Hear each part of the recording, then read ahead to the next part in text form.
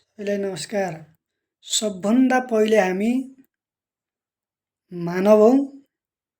सबभन्दा पहिले हामीलाई एउटा मानवीयताको हिसाबबाट, एउटा सामाजिक प्राणीको हिसाबबाट, एउटा समाजको एउटा उच्चतम चेतनशील प्राणीको रूपमा हामीलाई बुझौँ र त्यही प्रकारले उच्च प्रकारको एउटा उच्चतम प्राणीले कस्ता प्रकारका व्यवहार गर्ने त्यही प्रकारको व्यवहार गर्न प्रयत्न गरौँ।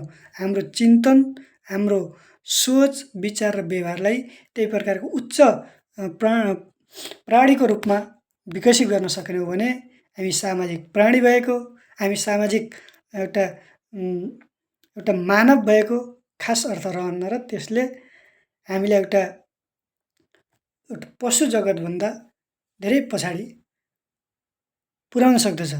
त्यसो हुँदाखेरि हामीमा त्यो प्रकारको सामाजिक सद्भाव, सहिष्णुता, एकअर्काप्रति सम्मान र प्रेमको भाव सिर्जना गर्न सही प्रकारको चिन्तन गर्न सकेनौँ भने त्यसले हामीलाई सही ठाउँमा पुर्याउँदैन। सबभन्दा पहिला हामी मानव हौँ, त्यसपछि हामी नेपाली हौँ र नेपालभित्र सबै जात जाति, धर्म, संस्कृति, विभिन्न परम्पराहरू छन्। त्यहाँभित्र तिनीहरूका आफ्ना भाषाहरू, आफ्ना आफ्ना संस्कारहरू, आफ्ना आफ्ना संस्कृतिहरू, आफ्ना आफ्ना प्रकारका जातअनुसार, समाजअनुसार, संस्कृतिअनुसार, कुनै ठाउँअनुसार, कुनै भेगअनुसार विभिन्न प्रकारका संस्कार, संस्कृति, होइन, मान्यता, मूल्य मान्यताहरू, परम्पराहरू छन्। त्यहाँभित्रका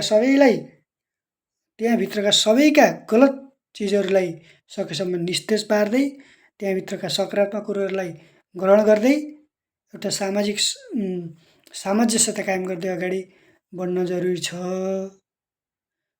पहिला हामी त्यसरी नेपाली भएर सोच्यौँ भने हो, हामीभित्र विभेदहरू छन्, हामीभित्र कयौँ जातीय समस्याहरू छन्, कयौँ वर्गीय समस्याहरू छन्, कयौँ क्षेत्रीय समस्याहरू छन्,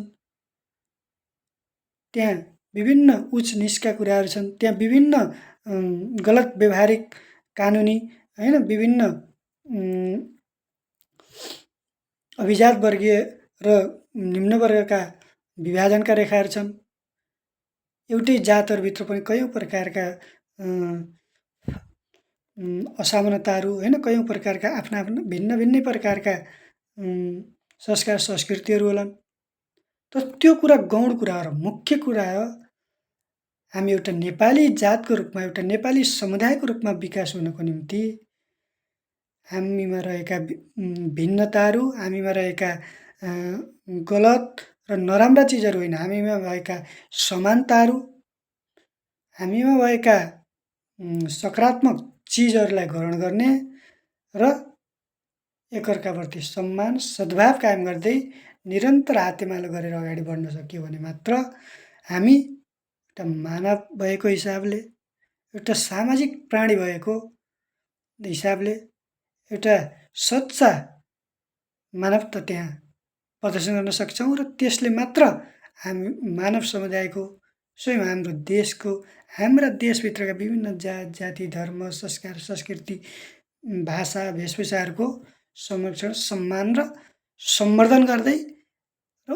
अन्ततखेरि के त भन्दाखेरि एउटा होल नेपाली समुदायको रूपमा सबैलाई त्यहाँ सामञ्जस्य गर्दै एउटा नेपाली समुदाय, नेपाली समाजको सही प्रकारले विकास हुन सक्दछ भन्ने मलाई लाग्दछ। धन्यवाद, नमस्कार।